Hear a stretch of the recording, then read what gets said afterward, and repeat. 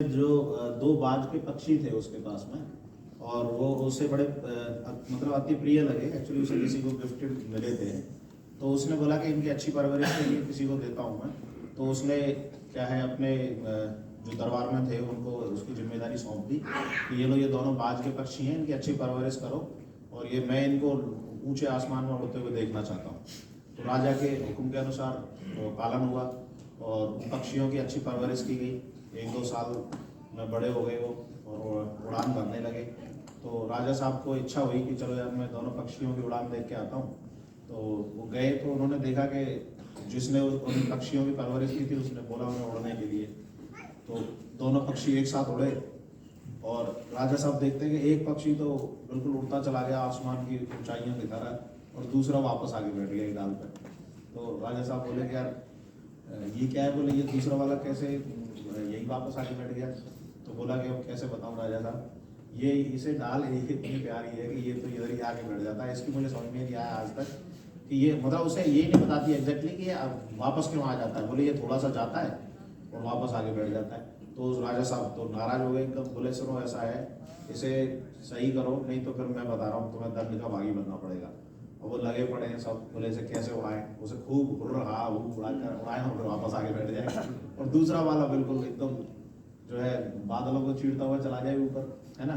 तो ये चीज जब अब राजा ने क्या किया, राजा ने बोला यार वैसे तो सुधर नहीं रहा। तो उसने अच्छे अच्छे विद्वानों को बुलाया। सारे उसके राज्य के जितने भी बढ़िया विद्वान थे सब ने तरह तरह की चीजें की कि ये उड़े कैसे भी उड़े। 6 महीने निकल गए, उड़े ही नहीं रहा। तो उनके दरबार में राजा ने इनाम घोषित कर दिया कि जो उड़ाएगा उसे इनाम मिलेगा।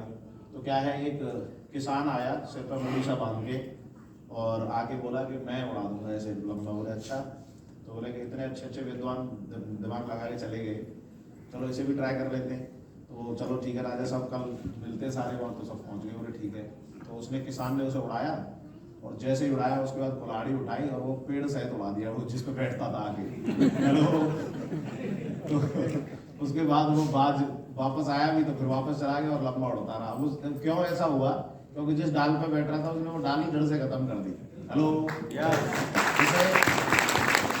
उसे उस बाज में वो डाल इतनी ज्यादा पसंद थी कि जिसकी वजह से उसको वो वापस उसी पे आके बैठ जाता था। हेलो। तो जब तक वो चीजें, ऐसी चीजें जो आपका नुकसान कर रही हैं उनसे दूर रहो। बात सही है या नहीं है? जो सर बार बार बता रहे हैं सेल्फ इमेज के ऊपर कि जैसे मैं जब इस बिजनेस में जुड़ा था तो मेरे दोस्त बिजनेस को लेकर नेगेटिव बातें करते थे। हेलो। तो मैंने धीरे धीरे उन लोगों से दूरी बना ली। क्या किया मैंने? और ऐसा नहीं कि मैंने उनसे दोस्ती खत्म कर दी है, ऐसा कुछ किया। मैंने कुछ समय के लिए दूरी बना ली। कुछ समय में 1 साल के लिए, 2 साल के लिए, 3 साल के लिए, जब तक सफलता नहीं मिलेगी तब तक दूर रहूंगा। और 3-4 साल में डायमंड वायमंड बन के फिर आराम से खूब बढ़िया, कोई दिक्कत नहीं वापस से। बात सही है या नहीं है? वापस से क्या फिर इतना टाइम भी नहीं मिलता कि उनके पास जाओ या वो है।